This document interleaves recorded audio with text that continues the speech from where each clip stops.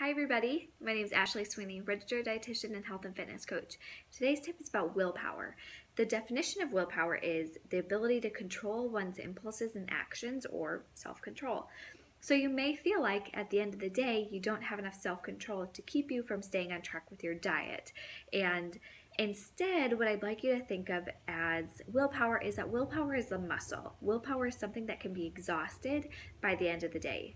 Willpower is something that can be used over and over again to the fact where you feel like you don't have any more willpower, which is why a lot of people by the end of the day end up binging on treats or binging on snacks or something before they get dinner, or maybe even after dinner, because your willpower muscle is just completely run out.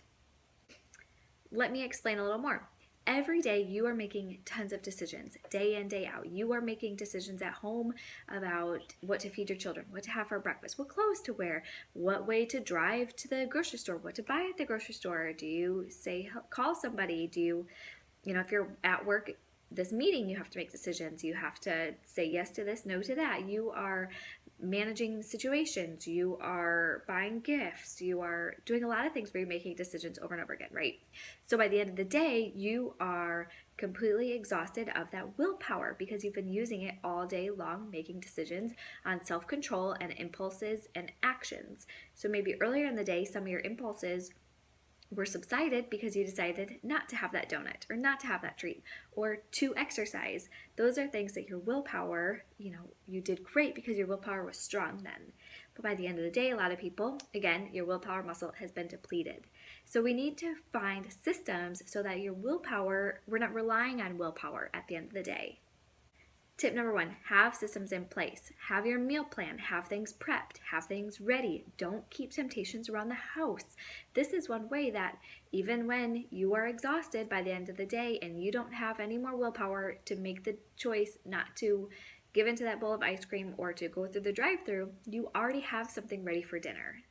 Tip number 2 is to become more mindful, especially throughout the day, and by finding your trigger time. So if the trigger time for you is before the kids come home, you have to be aware and conscious of what is that trigger that is sending you into that mode where you feel like the need to binge or overeat or give into those treats or just have the sweets. Maybe it's after dinner, you know your trigger. So I hope you understand that you have to know when that trigger is for you. I don't know when that is for you, and you have to have some systems in place to prevent those treats or those sweets. Along with being more mindful is knowing and just thinking to yourself, does this serve my body? Does this hurt my body? Is this necessary?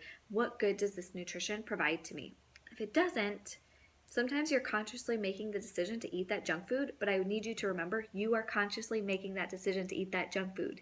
Nobody is forcing that ice cream down your throat. You are consciously making a choice, and I hope that's empowering so that you remember I am in control of my own health. Nobody else is responsible for this except for me. So it's up to you if you are choosing to buy that junk food and be more mindful of what you're buying and whether or not you want to bring it into your house.